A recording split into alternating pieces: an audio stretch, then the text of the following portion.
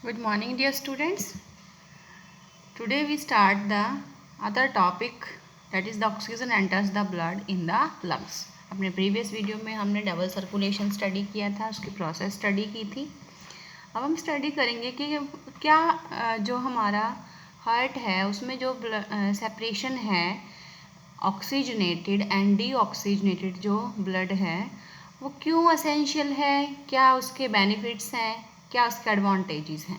Okay, the separation of the right side और the left side of the heart वो useful है to keep the oxygenated and deoxygenated blood from mixing. जो separation है, जो inter ventricular septum और inter atricular septum जो हैं, जो चैम्बर्स को डिफ्रेंशिएट करती हैं एक दूसरे से, वो यहाँ पर यूज़फुल हैं कि वो ब्लड को मिक्सिंग होने से प्रिवेंट करती हैं, रोकती हैं।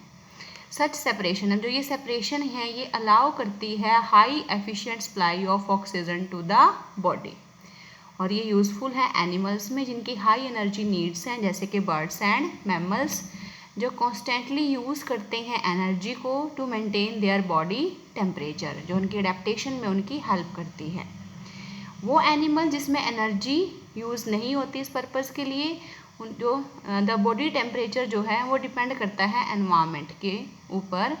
सच एनिमल जैसे कि एम्फीबियंस और कुछ जो रेप्टाइल्स हैं जिनमें 3 चैम्बर्ड हार्ट है, और they tolerate some mixing of the oxygenated and deoxygenated blood streams. तो ये जो ऑर्गेनिजम्स हैं जिनमें 3 चैम्बर्ड हार्ट होता है वो कुछ अमाउंट में जो मिक्सिंग है ब्लड की वो टॉलरेट कर सकते हैं। But in birds and mammals उनकी हाई एनर्जी नीड्स हैं, वो ब्लड की मिक्सिंग अलाउ नहीं करती उनकी हेल्थ, उनकी बॉडी, क्योंकि उनको एनर्जी नीड्स उनकी फुलफिल नहीं होती। उनको बॉडी टेम्परेचर को मेंटेन करने के लिए हाई एनर्जी की ज़रूरत होती है, इसलिए उनके जो हार्ट है उसमें जो चैम्बर्स हैं वो बिल्कुल डिफ्रेंशिएट होते हैं। फिशेज़ में होते हैं 2 चैम्बर्ड हार्ट, और जो ब्लड है वो पंप होता है टू द गिल्स। फिर जैसे हमारी बॉडी में लंग्स होते हैं, फिशेज़ में होते हैं गिल्स, जहाँ पर ऑक्सीजनेशन होता है और वो डायरेक्टली पास हो जाता है फिर बॉडी में। तो यहाँ पर जो ब्लड है वो एक ही बार गया हार्ट में, फिश में, तो एक ही साइकिल वहाँ पर उसने कंप्लीट किया, तो उसको कहेंगे single circulation.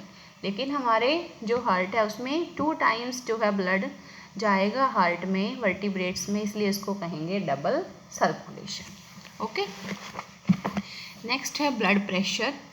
The force that blood exerts against the wall of the vessel, वो फोर्स जो हमारा ब्लड एक्सर्ट करता है against the walls of a vessel is called as blood pressure. This pressure is much greater in arteries than in veins. ये आपको मैंने पहले भी बताया था, क्योंकि आर्टरीज से ब्लड कहाँ जाता है, हमारे डिफरेंट बॉडी पार्ट्स में जाएगा, इसलिए आर्टरीज के ऊपर जो प्रेशर है वो ज़्यादा होता है than in veins. The pressure of blood inside the artery during ventricular systole, जब वेंट्रिकल्स की कॉन्ट्रैक्शन होगी तो जब प्रेशर होगा आर्टरीज के ऊपर उसको कहेंगे सिस्टोलिक प्रेशर। कॉन्ट्रैक्शन को क्या कहते हैं, सिस्टोल। तो जो प्रेशर ड्यूरिंग कॉन्ट्रैक्शन डेवलप होगा उसको कहेंगे systolic pressure. Pressure in artery during the ventricular diastole, जब रिलैक्सेशन में जो प्रेशर डेवलप होगा उसको कहेंगे diastole, that is ventricular diastole, उसको कहेंगे डायस्टोलिक प्रेशर। जो नॉर्मल सिस्टोलिक प्रेशर है वो होता है 120 mm ऑफ मर्करी, और डायस्टोलिक प्रेशर जो रिलैक्सेशन प्रेशर है वो होता है 80 mm ऑफ मर्करी। तो ये इसकी रेंज होती है 120/80।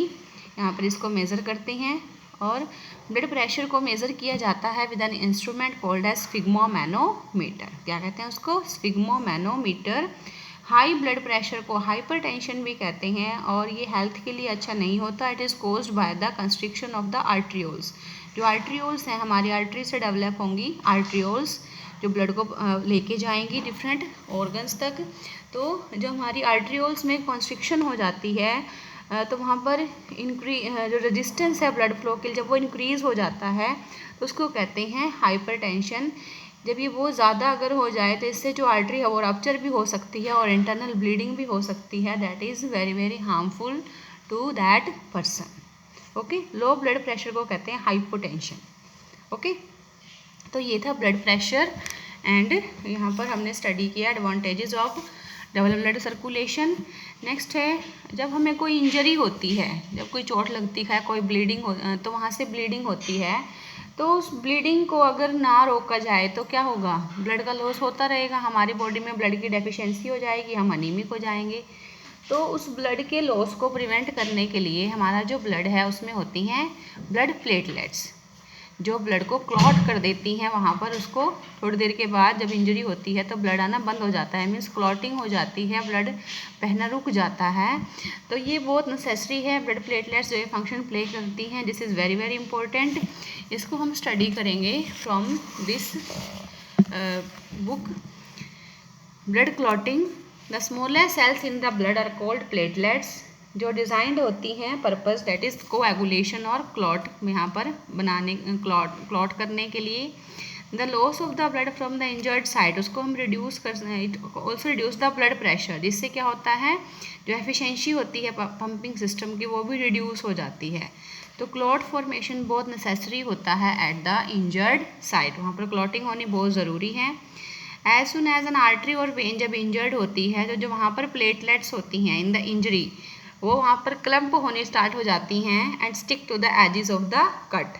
तो वो वहाँ पर कुछ मैसेंजर्स को रिलीज़ करती हैं ब्लड में, जो फंक्शंस को प्ले करते हैं। कौन कौन से फंक्शंस को, constricting the blood vessel, blood vessels को कंस्ट्रिक्ट कर देती है टू रिड्यूस द ब्लीडिंग, की ब्लीडिंग कम से कम हो।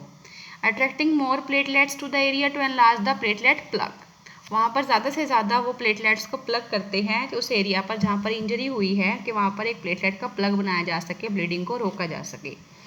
और वहाँ पर इनिशिएट करते हैं the work of the plasma based clotting factors, जैसे कि फिब्रिनोजन है जो ब्लड को क्लॉट करेगा।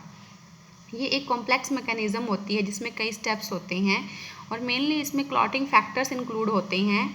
इसमें हमारा जो ब्लड है, ब्लड में क्या बताया था, एक प्लाज्मा होती है, एक ब्लड सेल्स होती हैं। तो जो प्लाज्मा है, प्लाज्मा में प्रोटीन है fibrinogen, it is transformed into long sticky threads of fibrin में वो कन्वर्ट होगा, यहाँ पर एक क्लॉट बनेगी जब प्लेटलेट्स और जो हमारी आरबीसीज और जो डब्ल्यूबीसीज हैं वो ट्रैप हो जाएंगे फाइबर्स में, और वहाँ पर एक इंटरवाइंड मिलके एक वहाँ पर जाल बनाएंगी, मैशवर्क बनाएंगी, that forms a stable clot. The self ceiling aspect of the blood is crucial for the survival, ये बहुत ज़रूरी है, नहीं तो फिर ब्लड हमारा निकलता रहेगा, ब्लीडिंग होती रहेगी, उस इंजर्ड साइड से हम एनीमिक हो जाएंगे और अगर ज़्यादा ब्लड निकल गया तो पर्सन की डेथ भी हो सकती है। तो सबसे पहले क्या होगा, देखो इसको स्टेप्स में बड़ा अच्छे से बताया गया है। थ्रोम्बोप्लास्टिन रिलीज होगा फ्रॉम इंजर्ड साइड और डिसइंटीग्रेटेड प्लेटलेट से, वो कन्वर्ट होगा यहाँ पर प्रोथ्रोम्बिन, जो एक इनएक्टिव थ्रोम्बिन है जो ऑलरेडी प्रेजेंट होता है ब्लड प्लाज्मा में। कैल्शियम आयंस की प्रेजेंस में जो प्रोथ्रोम्बिन है वो एक्टिव हो जाएगा, एक्टिव फॉर्म में कन्वर्ट हो जाएगा, this thrombin. Prothrombin is inactive form, calcium ions की प्रेजेंस में कन्वर्ट हो किसमें, थ्रोम्बिन में। थ्रोम्बिन और फिब्रिनोजन, फिब्रिनोजन कहाँ था, हमारे ब्लड प्लाज्मा में प्रेजेंट है, सोल्यूबल प्रोटीन। थ्रोम्बिन और फिब्रिनोजन मिलके बनाएंगे फिब्रिन, एक नेटवर्क होता है insoluble protein fibres at the wound side जहाँ पर चोट लगी है। फिर वो फिब्रिन और जो हमारे ब्लड सेल्स हैं आरबीसी डब्ल्यूबीसी के साथ मिलके जो ये फिब्रिन है ये क्लॉट करेगा, ब्लड को वहाँ पर जम जाएगा, क्लॉटिंग हो जाएगी और ब्लड जो बहना है वो रुक जाएगा। ठीक है, so this is very very important blood clotting. और अगर इससे कोई आपको जितने टॉपिक हुए हैं इनमें से अगर कोई आपको डाउट है तो आप प्लीज़ ज़रूर शेयर करें और वीडियोस को कम से कम 2-3 टाइम्स आप ज़रूर सुनें, अच्छे से अंडरस्टैंड करने के लिए, लर्न करने के लिए। Okay, have a nice day.